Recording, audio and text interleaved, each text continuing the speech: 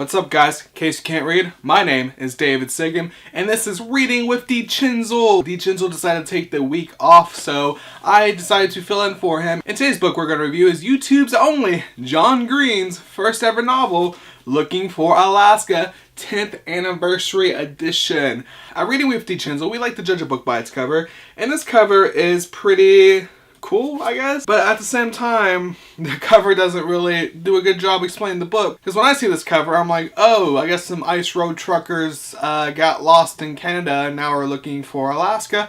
But no, just to clarify, Alaska is not representing the state in this book. Instead, it's representing a bipolar, teasing girl that's really annoying yet really attractive at the same time. Pretty much the premise of this book is you have a guy who has no friends, no adventure in life. It's a coming of age story. He goes off to boarding school in Georgia, he finds some friends, he finds a really attractive girl, and literally the whole novel is him trying to figure out that girl. Hence, Looking for Alaska. There's a lot more to that novel. It goes a lot more in depth, but not to spoil it for you, I'm just going to stop there. This book's a really good book if you've never had friends or you're too lazy to read D-Chinzle's book on how to win friends and influence people and then read the actual book, How to Win Friends and Influence People, and then go out there and win friends and influence people. This book is really good at showing friendship in the first person point of view.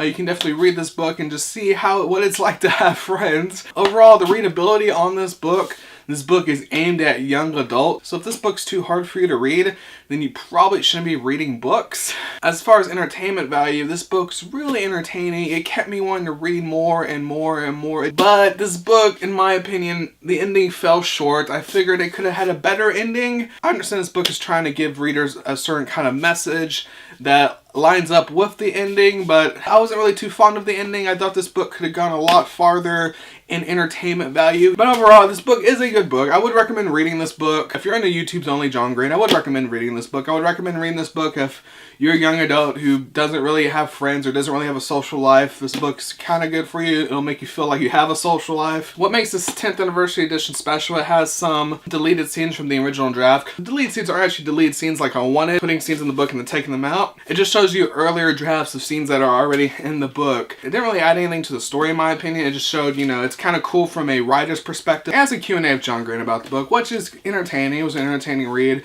It gives you some perspective in how he wrote the story, it answers some questions about what he's trying to interpret in the story. And then you have what I thought was really, really cool and probably a really underrated addition to the special 10th anniversary book. This book won this award, which is a pretty big award for books. At the very end of the book, the guy who kind of decides who wins the awards and who doesn't kind of went in depth about why this book won the award. Overall, I give this book 3 out of 5 chin jiggles. If you enjoyed the video, click like. If you hate the video, please leave me a comment. Let me know why. If you want to see more DavidCigam, go ahead and subscribe as well down below. Right over here, I'm going to put the 2 other D-Chinzle reviews I have up. One for Tipping Point, one's the How to Win Friends and Influence People. And I will see you guys tomorrow.